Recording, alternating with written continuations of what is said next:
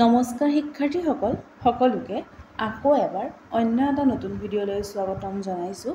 আজি আমি আলোচনা কৰিম হাই ছেকেণ্ডেৰী ছেকেণ্ড ইয়াৰৰ তোমালোকৰ ঐচ্ছিক অসমীয়া এডভান্স আছামিজৰ তোমালোকৰ গোট 1 নিৰ্বাচিত কবিতাসমূহ বুলি যিখিনি আছে তাৰে চেপ্টাৰ 3 ই যে অগ্নিবীণাৰ টান নামৰ তোমালোকৰ যিটো কবিতা আছে সেই কবিতাৰ প্ৰশ্নাৱলীৰ সকলোবোৰ প্ৰশ্নৰ উত্তৰ আজি এইটো ভিডিঅ'ত আলোচনা কৰা হ'ব। গতিকে তোমালোকে ভিডিঅ'টো শেষলৈকে চাবা আৰু চেনেলটোত যদি প্ৰথমবাৰৰ বাবে আহিছা তেনেহ'লে চেনেলটো ছাবস্ক্ৰাইব কৰিবা, লগতে থকা বেল আইকনটো হিট কৰি থবা যাতে তোমালোকে এনেধৰণৰ ভিডিঅ'সমূহৰ নটিফিকেশ্যন প্ৰথমতেই পোৱা।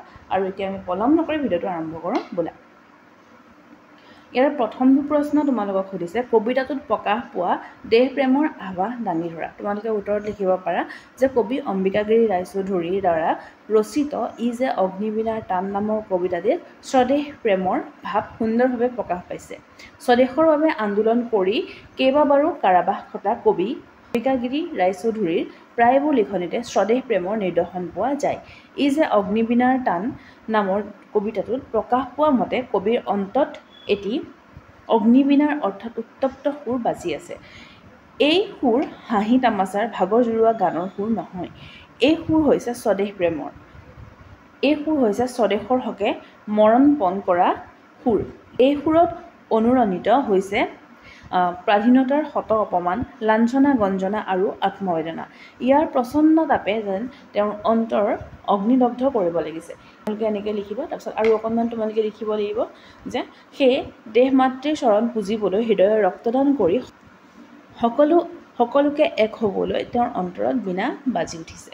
সকলো ভয় শংকা নিশ্চতা হীনমন্যতাত মনৰ পৰা দলিয়াই পেলাই সকলোকে দেশৰ হকে আগবাঢ়িবলৈ তেওঁৰ অগ্নিবীণাই আহ্বান জনাইছে। এনেকৈ তোমালোকে লিখি দিবা। লাষ্টত এনেকৈ লিখি দিবা যে এই কবিতাটোৰ মাজেৰে এনেদৰেই কবিৰ দেশপ্ৰেমৰ ভাৱ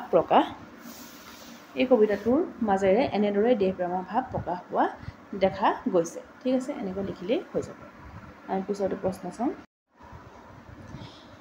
ইয়াৰ আগতে আমাৰ চেনেলত বহুকেইটা ভিডিঅ' দিয়া হৈছে। এডভান্স আছামিজৰ দিয়া হৈছে, আছামিজৰ দিয়া হৈছে, এডুকেশ্যনৰো দিয়া হৈছে আৰু যোৱা বছৰ আমি বিশেষ কিছুমান ভিডিঅ' দিছিলোঁ ইম্পৰ্টেণ্ট। সেই ভিডিঅ'সমূহ চাই পেলাই এতিয়াৰ পৰা তোমালোকে নোটছ বনোৱা। সেই ভিডিঅ'সমূহৰ লিংক ডেছক্ৰিপশ্যন বক্সৰ লগতে এণ্ড স্ক্ৰীনত দি দিয়া হ'ব আৰু তোমালোকে চেনেলত গ'লেও সেই ভিডিঅ'সমূহ পাই যাবা।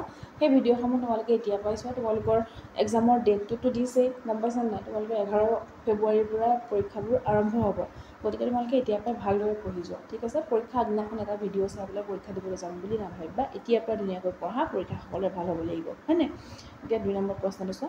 2 নম্বৰ প্ৰশ্নটো তোমালোকক সুধিছে ই যে মাতৃ আদেশ সন্তান প্ৰাণ দিবলৈকে বলিদান। কথাষাৰৰ ভিত্তি কবিতাটিত সাৰমৰ্ম বুজাই লিখিবলৈ দিয়া হৈছে। তোমালোকে উত্তৰত লিখিব পাৰা যে উক্ত কথাভাগি অম্বিকাগিৰি ৰায়চৌধুৰীদেৱৰ ই যে অগ্নিবীণাৰ টান শীৰ্ষক কবিতাটিৰ অন্তৰ্গত।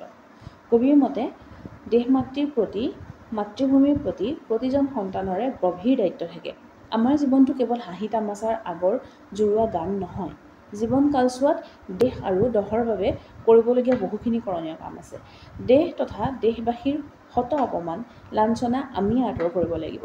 দেশ আৰু দহক সুখ শান্তিত দিবলৈ বাস্তৱ বিপদ দেখি কেতিয়াও থমকি ৰ'ব নালাগে। তাৰপিছত তোমালোকে লিখিব পাৰা যে দেশ মাতৃৰ সন্তান হিচাপে মাতৃঋণ পৰিশোধৰ প্ৰয়োজন বুকুত তেজ দি হ'লেও ঐক্যভাৱেৰে বিপদ দূৰ কৰিব লাগে। দেশৰ বুকুৰ পৰা হীনতা নিচতা ভীৰুতা দীনতাৰ ভাৱ আঁতৰাই পেলাব লাগে।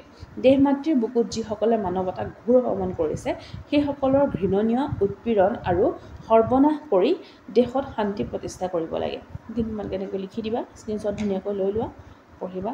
ঠিক আছে, যাতে সকলোকে মানৱতা সুপ্ৰতিষ্ঠিত হয়। সুপ্ত জীৱনক বান্ধোনত ৰাখি যিসকলে মানৱতাক অপমাননা কৰিব খোজে সেইবোৰক কঠোৰভাৱে দমন কৰিব লাগে বুলি কবিয়ে সকলোৰে প্ৰতি আহ্বান জনাইছে।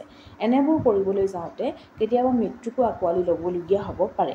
তেনে ক্ষেত্ৰত দেশ মাতৃৰ সন্তান হিচাপে আমি সকলোৱে প্ৰাণ বলিদান দিবলৈকে কুণ্ঠাবোধ কৰিব নালাগে। বিশেষকৈ এই কবিতাটোত দেশপ্ৰেমক বুজাইছে। ঠিক আছে, কবিতাটো তোমালোকে ধুনীয়াকৈ পঢ়িবা, পঢ়ি ভাল লাগে। আৰু তোমালোকৰ পাঠটোৰ এইকেইটা কুৱেশ্যনেই আছিলে। এইকেইটা কুৱেশ্যনৰ আনচাৰ মই দি দিছোঁ আৰু অনুশীলনীৰ প্ৰশ্ন উত্তৰ আনিবলৈ আৰু চেষ্টা কৰিম বাকীকেইটা পাঠৰ খুব সোনকালে দি দিম যাতে তোমালোকে ভালদৰে পঢ়ি পেলাই পৰীক্ষাৰ বাবে প্ৰিপেয়াৰ হ'ব পাৰা আৰু তোমালোকে এই প্ৰশ্ন উত্তৰসমূহ পঢ়িলে ইয়াৰ পৰা তোমালোকে 1 নম্বৰীয়া যোনসমূহ বা 2 নম্বৰীয়া যোনসমূহ প্ৰশ্ন উত্তৰ লিখিবলৈ আহে সেয়াও তোমালোকে কৰিব পাৰিবা কাৰণ প্ৰশ্নবোৰ ভিতৰুৱা ইয়াৰ পৰাই দিয়ে গতিকে দীঘল কুৱেশ্যন যোনবোৰ থাকে সেই কুৱেশ্যনৰ আনচাৰবোৰ ভালদৰে পঢ়িবা তেতিয়া 1 নম্বৰীয়া 2 নম্বৰীয়া কুৱেশ্যনটো তোমালোকে কৰিব পাৰিবা আৰু আমি ইয়াৰ আগতে যোনসমূহ ভিডিঅ' দিছোঁ সেই ভিডিঅ'সমূহ তোমালোকে চাই ল'বা লগৰ বন্ধু বান্ধৱীৰ সৈতে শ্বেয়াৰ কৰিবা চেনেলটো যদি প্ৰথমবাৰৰ বাবে আহিছে ছাবস্ক্ৰাইব কৰি বেল আইকনটো হিট কৰি ৰাখিবা আৰু ভিডিঅ'টো তোমালোকে যেতিয়া লাইক কৰা তেতিয়া আমি ভিডিঅ' বনাবলৈ উৎসাহ পাওঁ গতিকে ভিডিঅ' বনাবলৈ উৎসাহিত হ'বৰ বাবে তোমালোকে এটা লাইক কৰিবা আৰু কমেণ্ট বক্সত কমেণ্ট কৰি জনাবা তোমালোকে ভিডিঅ'টো চাই কেনে পালা তোমালোকৰ বাবে কেনেধৰণৰ ভিডিঅ' লৈ আহিব লাগে আৰু কমন কুৱেশ্যনৰ ভিডিঅ' তোমালোকৰ বাবে লৈ আহিব লাগে নেকি সেইটো মোক কমেণ্ট বক্সত কমেণ্ট কৰি জনাবা মই তোমালোকক যিমান পাৰোঁ সিমানখিনি সহায় কৰিবলৈ চেষ্টা কৰিম আৰু তোমালোকে ভিডিঅ'টো শেষলৈকে চোৱাৰ বাবে তোমালোকক বহুত বহুত ধন্যবাদ